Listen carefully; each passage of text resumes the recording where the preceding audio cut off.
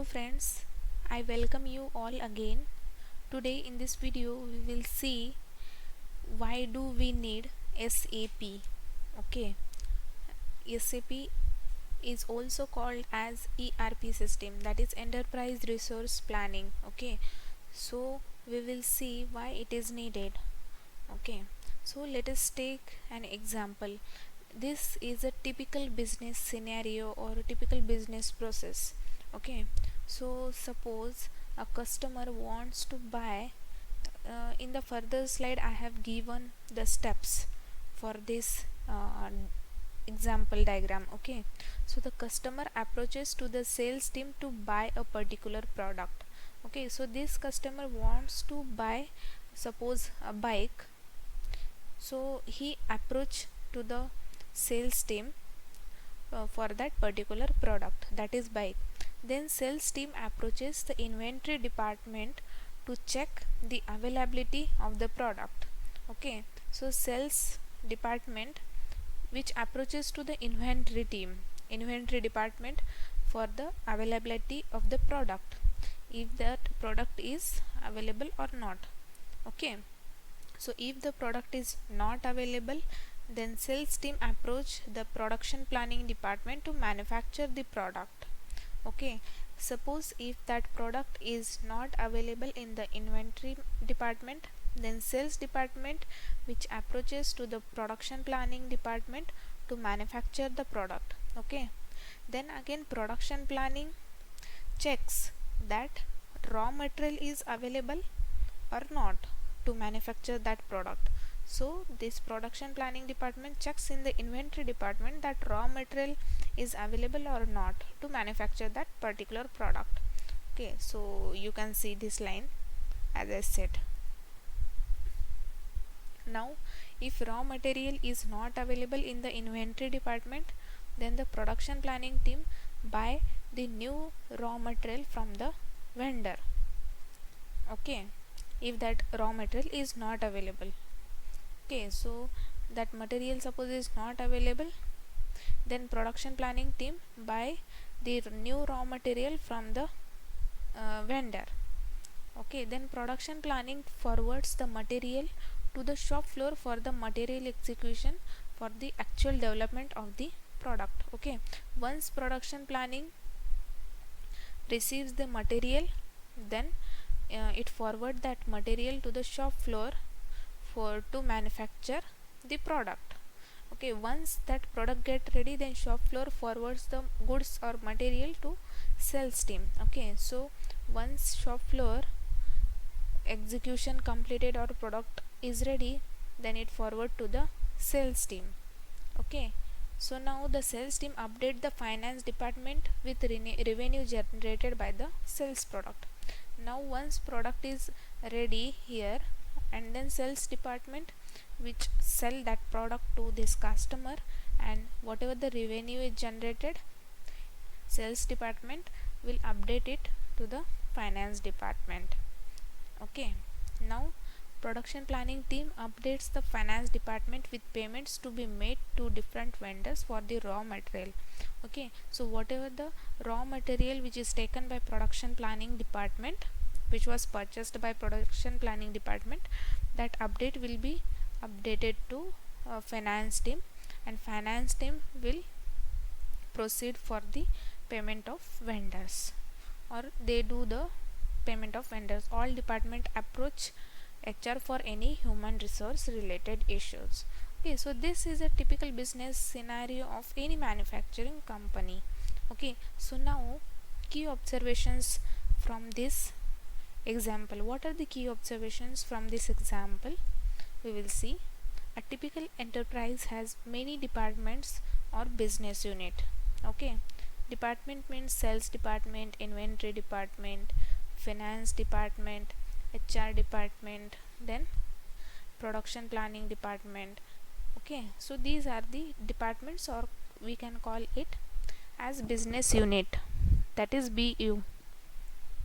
Okay, then these departments continuously communicates and exchange data with each other. Okay, and the success of any organization lies in effective communication and data exchange within the departments as well as associated third party such as vendors, outsource and customers. So typically there are two types of enterprise systems. Okay, so it is classified into two types, that is decentralized system and centralized system, which is also called as ERP. Okay, first we will see the decentralized system. Now data is maintained locally at the individual department. Okay, sales department keep their or maintain their data own, then inventory department maintain their data own, then finance department maintain their data own. Okay, so they maintain their data locally. Okay, and department do not have access to data of other departments. That means like sales department can't access data of inventory department, then inventory department can't access data of HR department, like that. Okay, so problems with decentralized systems we will check. I'll just so what are the problems that we face in decentralized systems? Okay, suppose we will take the same example again. This customer wants the time on urgent basis and sales department don't have real-time inventory information. Okay, so this customer approaches to the sales team for the product, suppose earlier said as bike, and he want that product on urgent basis and sales department don't have any real-time inventory information. Okay, so that is the one problem. Then sales team approaches the inventory department to check the availability of the product. Okay, so this time this sales team inventory sales team approaches to the inventory department to check the availability of the product. This process will take time and customer chooses another vendor. Okay, so due to this loss of revenue and customer dissatisfaction, okay, it requires, as I said, this requires time, then revenue loss and customer dissatisfaction. Okay, so loss of reputation and may face legal action if payments are not done within the specified time. Okay, so then suppose product is out of date here, product is suppose out of stock and sales team approaches the production planning department to manufacture the product. Okay, then production planning department checks the raw material required. Raw material information is separately stored by the production planning team and inventory department. Okay, whatever the raw material information is there, which is maintained by separately production planning team as well as inventory department. Okay, so data maintenance cost goes up. Now the material and inventory cost also increases due to this. So these are the problems that we face when we use decentralized system. Okay, so in the same way data duplication occur. Data duplication where, as I said, that production planning team as well as inventory department, both department keep same data of raw material separately, that is data duplication. Then lack of timely information leads to customer dissatisfaction, loss of revenue and reputation.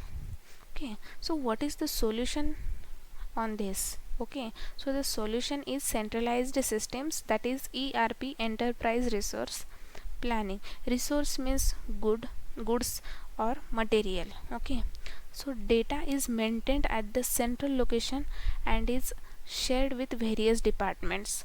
Okay, data is maintained at a central location, okay, and is shared with various department.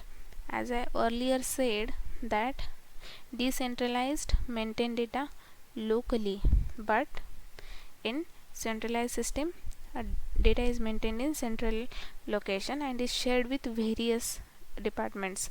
That means various departments can access, or the departments have access information or data of the other departments. Now, using centralized systems, on time response, that is without wasting time, it increases the revenue, regularly data update and maintain. Okay, then customer satisfaction, and it reduces the material cost, no data duplication, and accurate data is made available. Okay, then payments on time and no legal actions are avoided.